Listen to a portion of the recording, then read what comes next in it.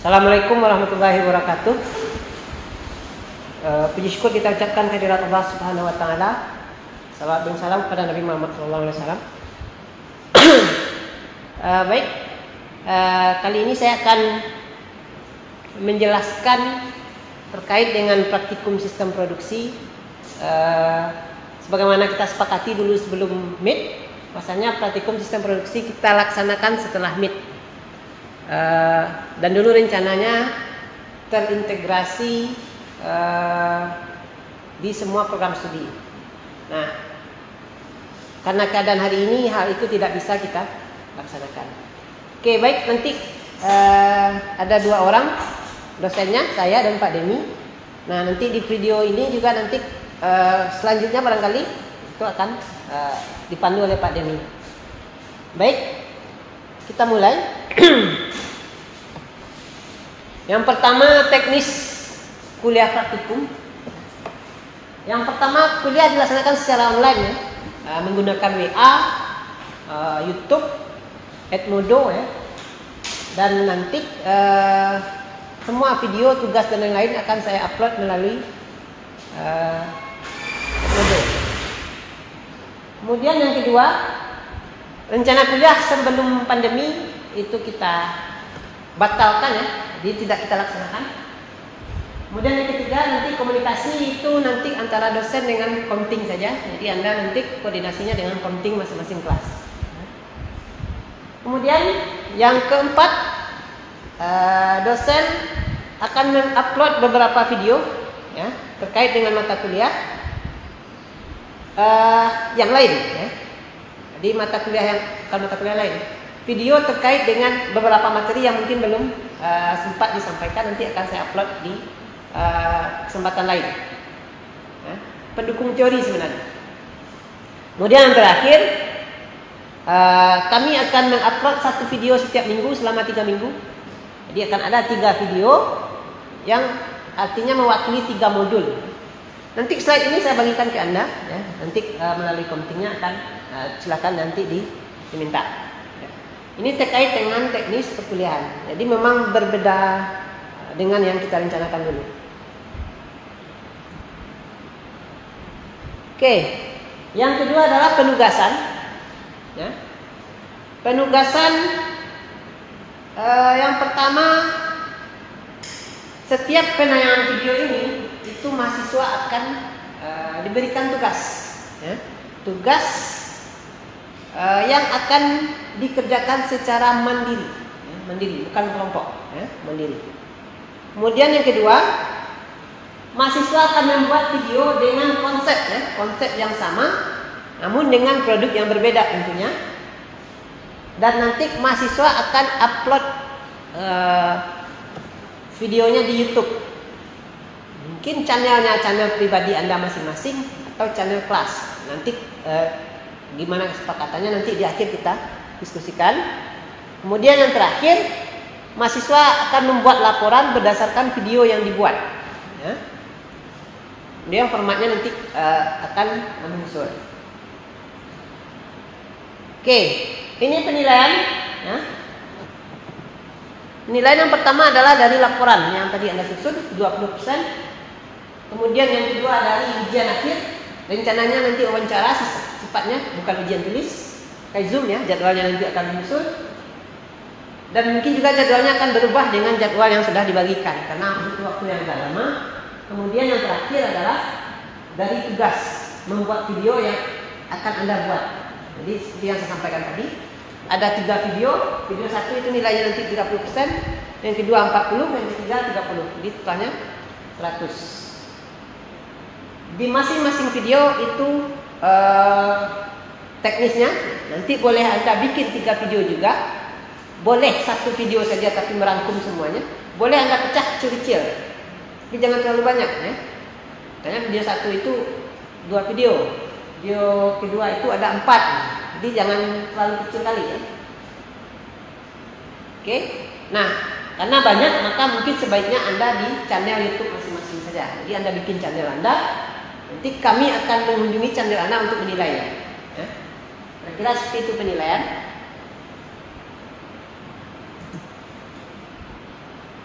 Oke.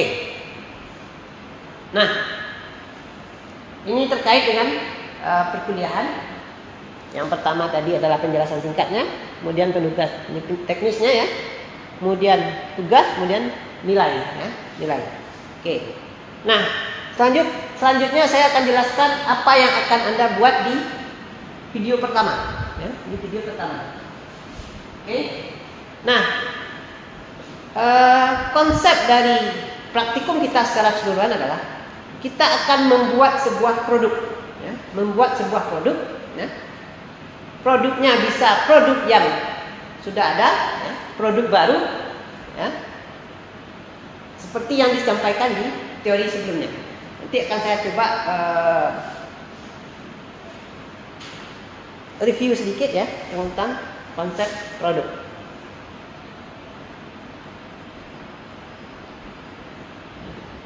Oke, nah ini dasarnya. Dasar kita adalah siklus manufaktur. Nah, nanti kita akan bahas terkait pemasaran, perancangan produk, perancangan proses, semuanya. Cuma untuk video yang akan Anda buat, ya, yang akan kami sampaikan, untuk video 1 kita hanya fokus di pemasaran, perancangan produk, dan perancangan proses. Sementara yang di tengah ini nanti, itu akan di video 2, kemudian yang terakhir, itu di video 3, terkait dengan pengemasan dan pengiriman. Ya, distribusi. Oke. Nah, jadi dasarnya adalah ini ya, siklus manufaktur. Jadi pemasaran, perancangan produk, dan perancangan proses. Ini untuk video 1. Oke. Kita mulai ya. Nah, produk yang akan kami jadikan sampel hari ini adalah face shield ya. Face shield tahu ya? Face shield adalah pelindung wajah untuk menghindari dari percikan air ludah dan kontaminasi lainnya dari orang lain. Nah, ini produknya. Produk ini adalah produk dari produk manufaktur dari sebuah perusahaan ya. Nah, produk ini akan coba kita modif ya, dengan konsep reverse engineering. Artinya produk ini kita urai lagi, kita buat mirip dengan ini, tapi bahan, ya, kemudian metode dan lain-lainnya kita ubah, ya, produknya. Nah, ini sedikit terkait dengan perancangan produk ya. Jadi produk itu kalau kita lihat ada 3 nih konsepnya, produk baru ya, produk baru. Ada produk yang memang benar-benar baru, dari tidak ada, dari nol menjadi ada. Ada produk pengganti, ya, berbeda dari yang sebelumnya. Kemudian ada produk primitif namanya ya. Nah, kita akan ambil yang kedua ya. Jadi dari barang yang sudah ada ya, kita ubah ya menjadi produk yang sama fungsinya, cuman ada beberapa hal yang berbeda. Nah, kenapa kita ambil yang kedua? Nah, yang pertama ya, beberapa alasan untuk memilih produk ini yang kita jadikan sebagai konsep ya. Yang pertama dari segi aspek pemasaran ya, aspek pemasaran. Nah, produk ini adalah produk yang sangat dibutuhkan. Nah, terutama kita di kampus ya, ini sangat dibutuhkan, terutama nanti jika kuliah sudah mulai ya. Kemudian face shield ini tidak perlu promosi terlalu banyak, orang pasti akan cari. Kemudian harganya relatif bersaing ya. Harganya relatif bersaing ya. Inilah alasan kenapa kita milih produk face shield. Jadi kalau dari segi pemasaran, dibalik ke sini tadi, pemasaran, jadi tidak ada masalah terkait dengan face shield. Oke, nah masalahnya adalah kekurangan dari produk yang ada ini adalah harga relatif mahal ya, relatif mahal ya. Kemudian kurang ekonomis jika pemakaian dalam jangka waktu lama. Nah, maka dari dua kondisi inilah maka kita lakukan perancangan ulang dengan konsep reverse engineering. Di produk yang sudah ada kita urai lagi. Nah, setelah kita urai, kita rancang produk baru. Oke.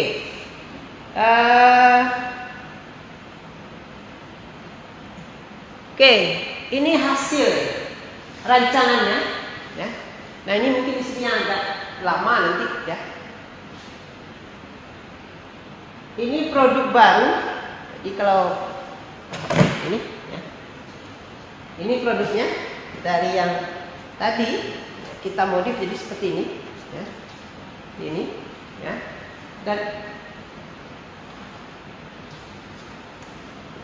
oke, ini saya coba pakai, ya.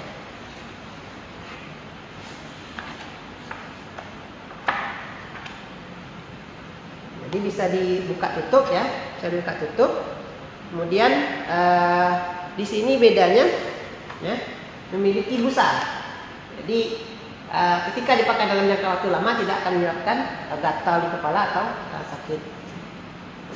Oke, nah ini produk yang akan kita rancang. Nah, merancang dari produk awal,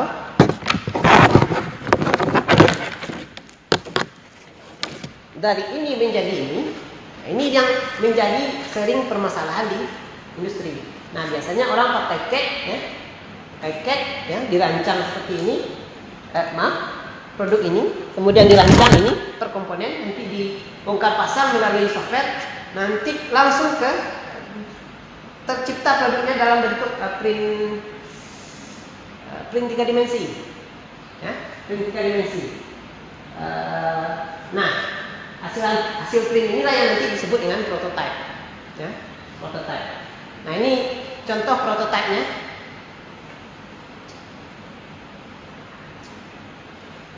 Oke, ini contoh prototype, ya, prototype dari produk face shield yang akan kita buat, ya. Jadi dari produk ini, ya, ini kita buat seperti ini, ya, face shield. Oke, nah nanti Anda silakan, ya, Anda analisis apakah produk Anda nanti adalah produk yang akan dibuat baru dari produk lama atau memang baru, ya, baru sama sekali dari nol dan tidak ada. Atau bisa juga gabungan keduanya. Tapi yang perlu Anda pertimbangkan adalah karena ini akan kita simulasikan proses produksinya, Anda pilih yang mudah. Nah, kalau saran saya sih produk agro, ya, karena kita agro. Cuma kalau memang tidak ini, ya tidak ada masalah karena keterbatasan waktu dan kondisi yang ada pada hari ini. Jadi silakan nanti Anda bikin. Yang pertama itu adalah rancangan produknya seperti apa yang akan Anda jadikan sebagai objek untuk praktikum kali ini. Oke, ini yang pertama. Oke, selanjutnya perancangan proses, ya, perancangan proses, ya. Nah ini adalah komponen-komponen dari face shield. Yang pertama adalah bagian shieldnya, yang ini pan, ya. Ini terdiri dari stiker, ya. Kemudian ada mika, ya, yang ukuran 20 x 35, kemudian ada mika ukuran 40 x 3 cm. Kemudian lingkaran kepala ini, ya, ya, ada mikanya, ada busa, terakhir ada karet, ya, karet penguat, ya. Oke, kalau gambarnya kurang jelas nanti bisa dilihat di slide. Oke, nah ini wrapping sheetnya. Wrapping sheet itu urutan proses pembuatan komponen, ya. Jadi tadi yang pertama adalah ini sheet, ya. Sheet ini ada 3 komponen, ya. Ada kertas di yang ini, ya. Ini sheetnya ada 3 komponen. Nah, masing-masing komponen itu kita uraikan urutan proses, ya. Kalau stiker ini, ya, ini di print, didesain di komputer, ya, print kemudian dipotong. Kemudian yang sheet, yang mika, ya, berarti kita ukur, kita potong, kita drill, kita lubangi. Kemudian nanti yang di dalamnya itu sama, ya, diukur, dipotong, di drill, kemudian dirakit, ya. Ini dirakit. Kemudian selanjutnya adalah lingkaran kepala. Jadi sama mikanya diukur, dipotong, di drill, dilem dengan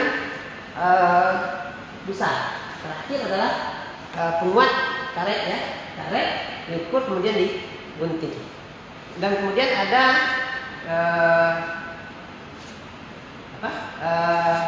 spare part, ya, spare part,